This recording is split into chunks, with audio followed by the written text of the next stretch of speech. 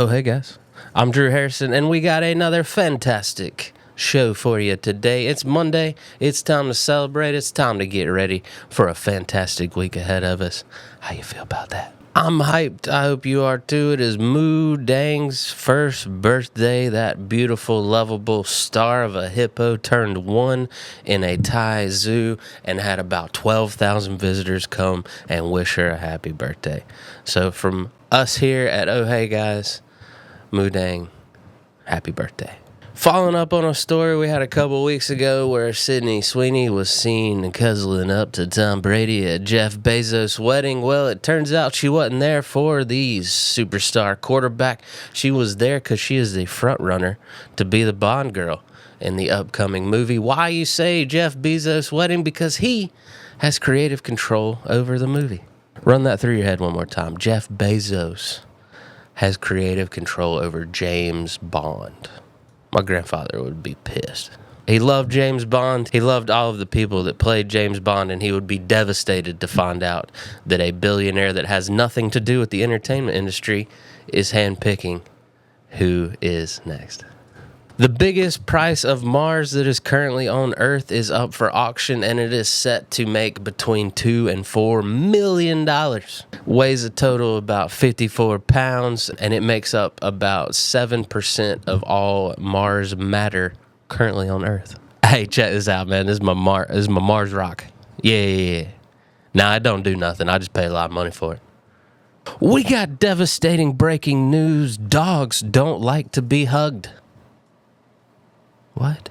A new study shows that when they photographed dogs getting hugged by their owners, it showed fear and anxiety and helplessness, like they couldn't get away. So they're evolving, they're loving us more, but they're still terrified when we wrap our arms around them and they can't escape. Good news, you don't have to take your shoes off at TSA anymore. I mean, I had pre-check for a little while, so I hadn't had to take my shoes off for a hot minute, But it's nice, like, it never made sense to me that they got those fancy machines and you can't detect if I got something in my shoe unless I take it off. So good for TSA figuring some things out while keeping us safe. I'll give them that. I feel safe. Justin Bieber released a new album called Swag. I have not had a chance to check it out. I've been too busy listening to the hottest album of 2025. That's right, the clips are back, and that's all I care about listening to.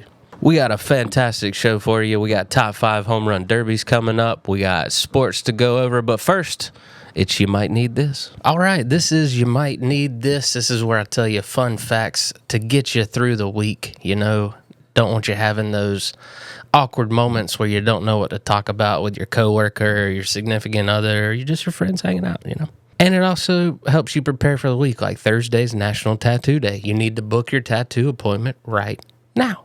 Monday the 14th, we got Mac and Cheese Day, as well as National Nude Day. I mean, celebrate them separately, or like put down a drop cloth. Like, you don't want hot noodle. Be careful. Tuesday's got a great trifecta for you. It's National Give Something Away Day, but then you get to celebrate with National Gummy Worm Day or National Tapioca Pudding Day. I mean, I give away a lot of stuff for some gummy worms. Wednesday's a banger of a day as well. Not only is it National Guinea Pig Day, they're just so cute. I just love them so much. They're just little wee-weets. Wee. National Personal Chef Day. I mean, if you have the means, by all means. And National Hot Dog Day. So I guess get your personal chef, make you a hot dog while you play with your guinea pig. And like I said earlier, Thursday is National Tattoo Day as well as Emoji Day. So, I mean, maybe get your favorite emoji tattooed somewhere no one can see. Friday is a whole smorgasbord of a day. It's Caviar Day. It's National Tropical Fruit Day. And it's Sour Candy Day. So 3 different ranges you can go with here. You're a fruit kind of person, you like the caviar, or you want the sweet candy. I personally will be celebrating with some Sour Patch Kids. I just love them so much. First they're sour, then they're sweet. I mean, it's just too funny. Saturday's an odd one. It's Daiquiri Day. Enjoy your frozen treat. And it's also Retainer Day. So make sure you put that retainer in before you go to sleep after drinking daiquiris all day. I don't know about you, but after drinking daiquiris most days, I ain't going to remember nothing.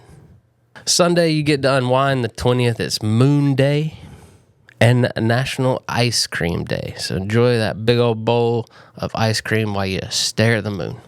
That is, you might need this. Dazzle your friends, family, coworker, all the above with your fun facts for the week and then celebrate however you wish. Up next, we got sports.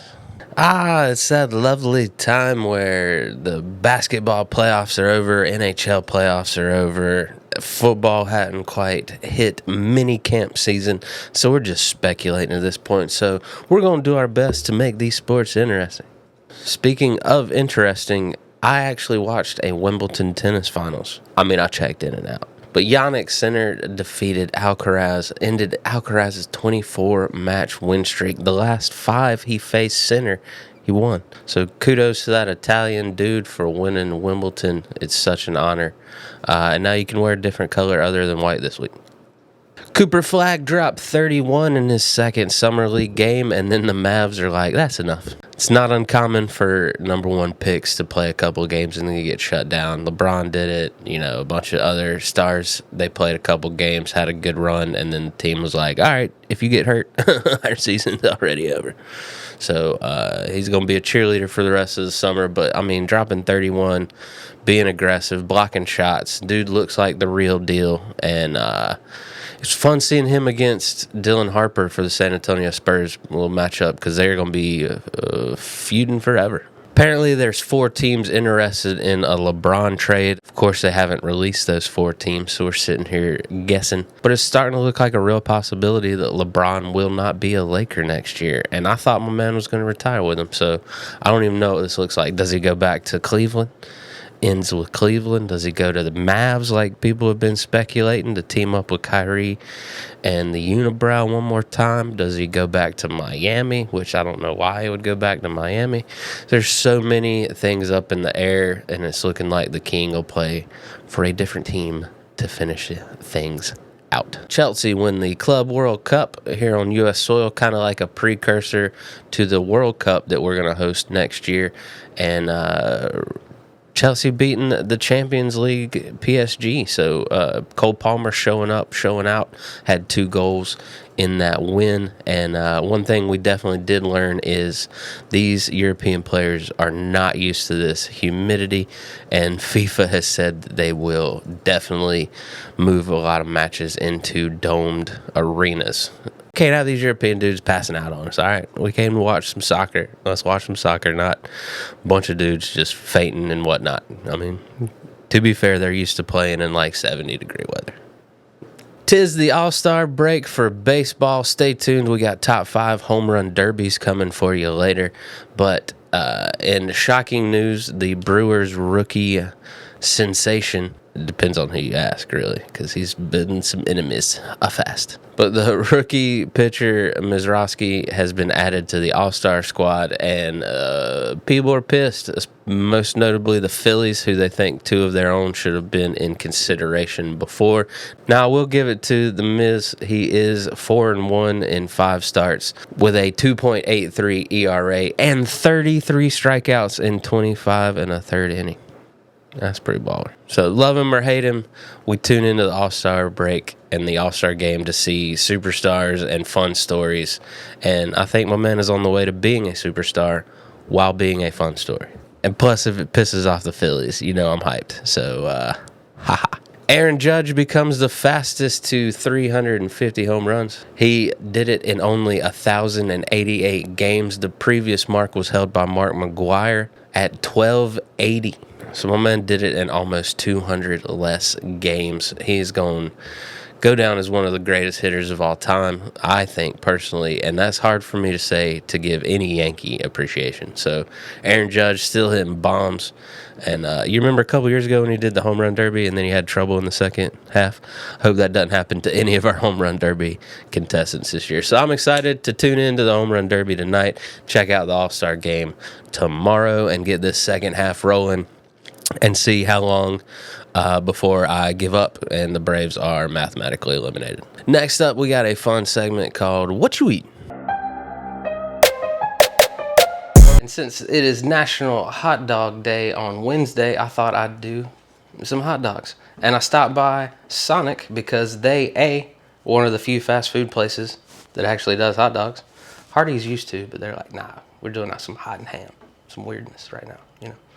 I guess it's a gift and a curse. Usually if you're getting a hot dog, it's from like a mom and pop store or like a stand or something like that, which is great. But if you're traveling or you're on the road and you don't know the places to go to, it's nice to know you got a friendly face. Also stop there because they're doing some pickle stuff. So we got some pickled tater tots and a pickle slusharita. I have to get my handy dandy sidekick in life, my lovely wife Laura, to check out this slusharita with me. Hello. I'm really terrified. I am too. That's why I need you to help me. Look at this big straw. Oh my god, that's so. Oh. It's like one of those pencils back in the day. It's so green, and why? It's got pickles in it. And why is there boba? Is it pickle boba?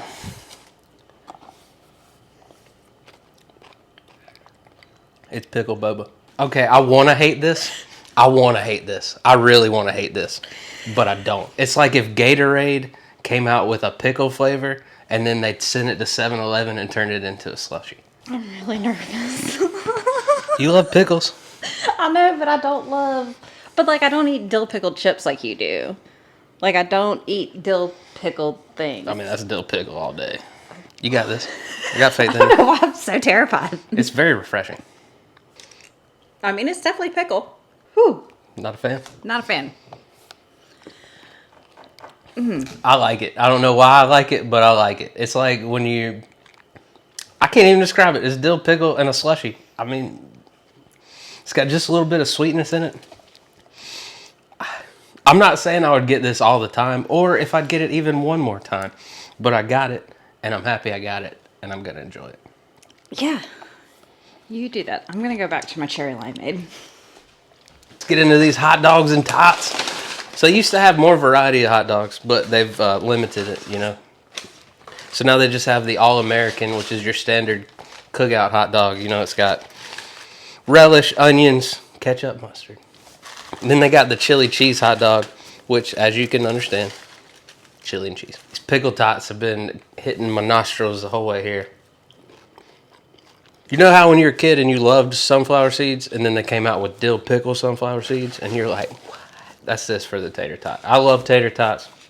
The dill pickle seasoning on it is fantastic. It's not overbearing. You still get the tot flavor.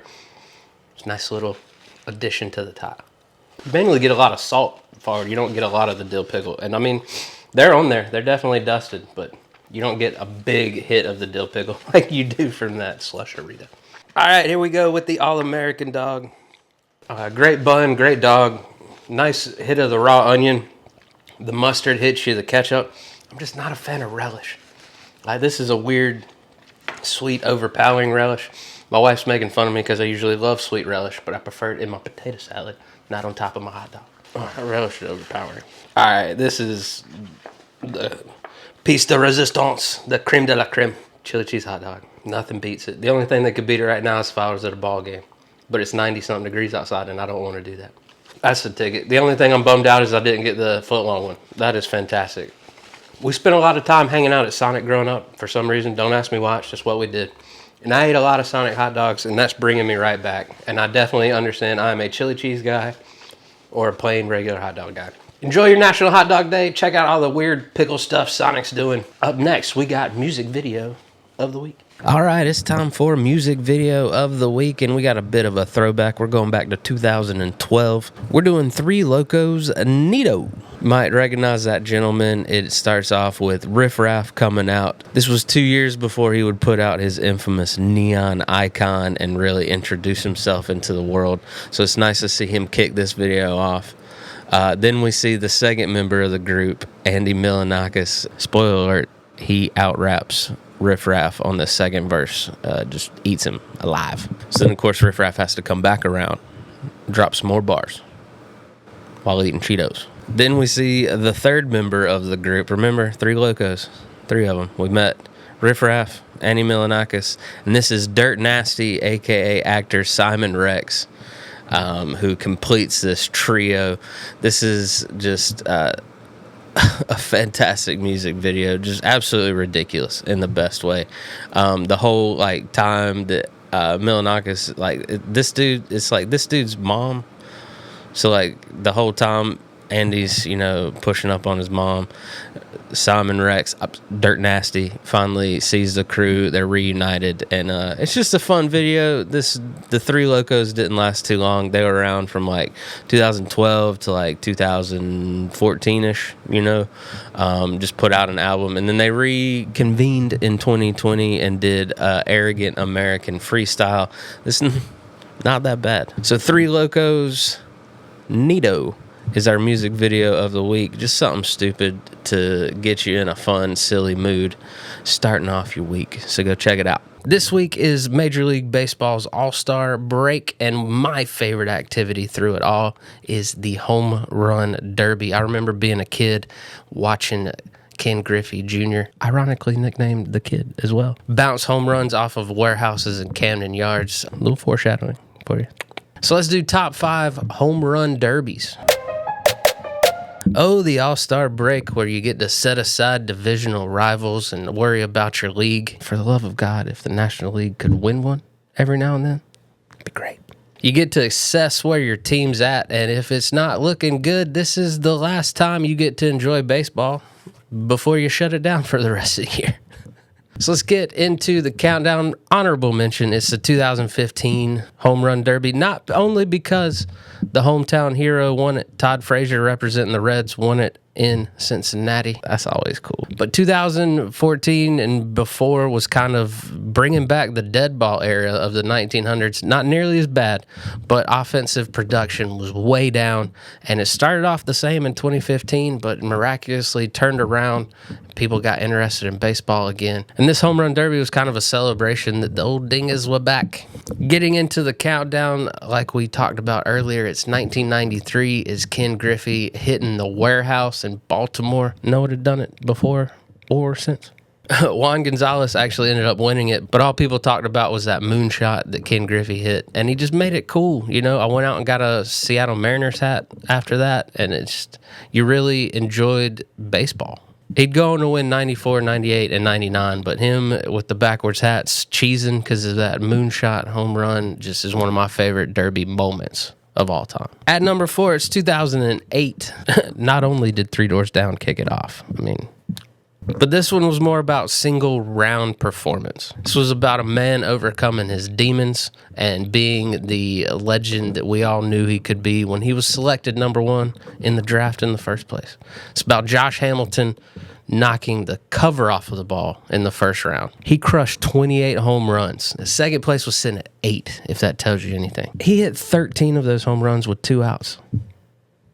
He would lose to Morneau in the finals, who would become the first Canadian winner, blah, blah, blah. But this was all about Josh Hamilton. I'm kidding. Morneau, you're a fantastic player.